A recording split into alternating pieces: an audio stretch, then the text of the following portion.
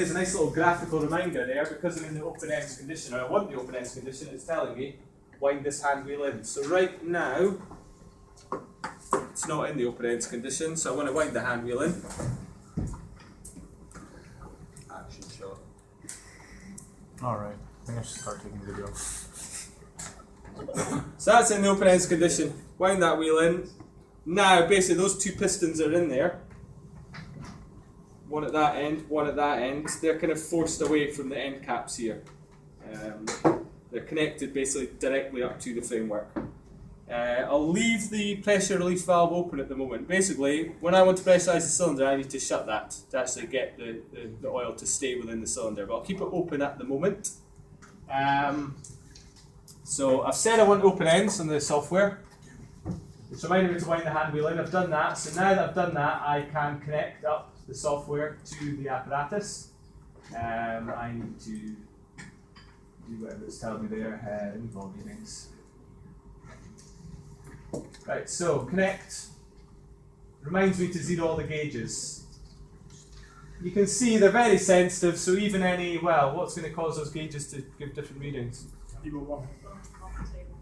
Yeah, just maybe even just like slightly bumping the table or just knocking the cylinder anyway. But something else I would think definitely would cause the change. Level? No, the foulet's level shouldn't matter. Temperature, yeah. If this room's getting warmer since the last time there were zeros, the cylinder's going to be expanding just because it's heating up, and therefore that's going to give us positive readings here. So maybe that's what's been happening. Apart from that one, they've all gone positive. So maybe the cylinder's a bit warmed up a bit. But what we want to do is just start with all the readings zero. So what I do is zero all the gauges. And you can see they head towards zero, but they don't always all hit zero. Sometimes you've got to wait a bit. But what I really want for this first set of results from this open end is I want everything to read zero. So try zeroing again. Gauge 5 is being awkward. Go to 0. And then it's gauge 1.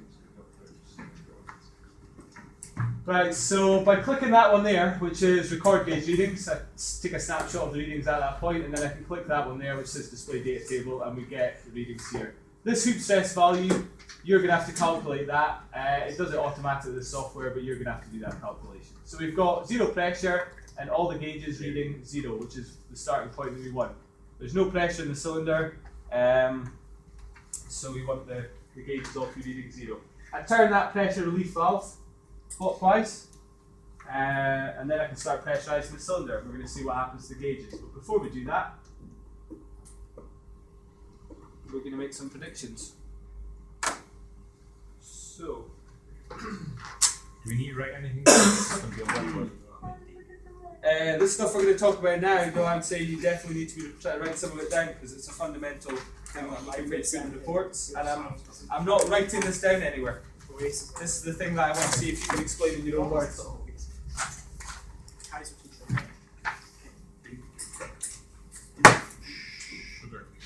Scott, do you have an extra spare set of those notes?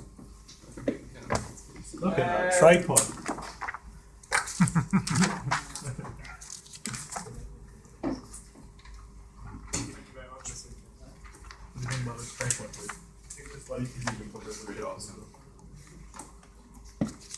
Okay, so remember,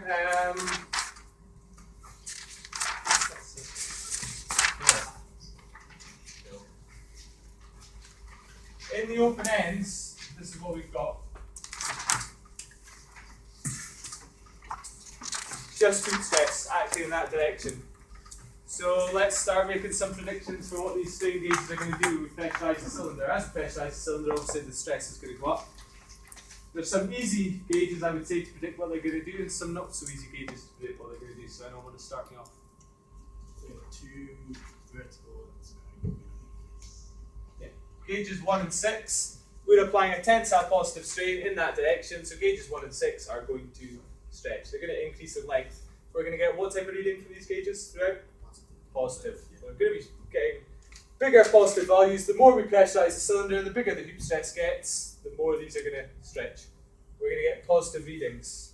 get a negative reading of 2. Good. Because the keep getting people telling me, maybe what if some people have been telling me that gauge 2 is going to do, and it's infuriating, so I've really been trying to get across this fact that it won't do this. Is that what it is, or what it isn't going to do? It isn't, but you're not just listening to Chris when I said peanuts, because Chris was right. I'm not listening to me.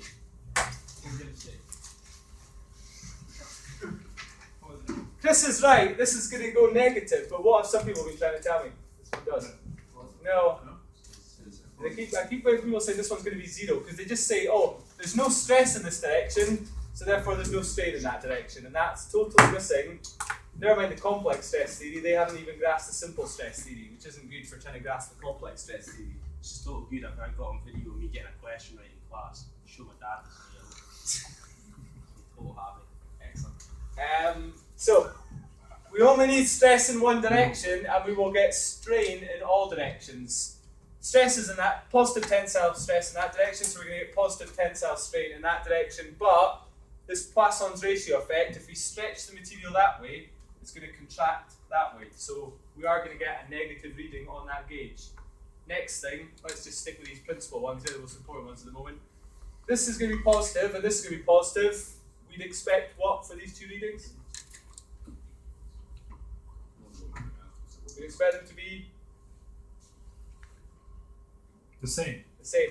They won't be exactly the same, because they never are, but the theory says they should be exactly the same. They're both measuring strain in the same direction, so they should give us the same reading. Doesn't the position of 2 and 5 have an effect on those? What, like somehow because they're there, they're influencing those Yeah. ones? Shouldn't. No. Shouldn't really matter. It might do, but it shouldn't. So we should get the same reading from these. So we're going to look to see if that happens. We're probably going to find they'll give slightly different readings, not majorly different. To show, hopefully, that it doesn't matter that one's there and one's there, they're giving the same strain reading. Just to demonstrate that they are reading the same strain. Although it will be slightly different. Right, so these should be very similar. They're both going to be positives. This is going to be negative. What's the next thing you can tell me about the relationship between this? Well, let's just kind of say that 1 and 6 are basically the same. What's going to be the relationship between these two strains? One's going to be double. The exact opposite. Double? Yeah, double, yeah.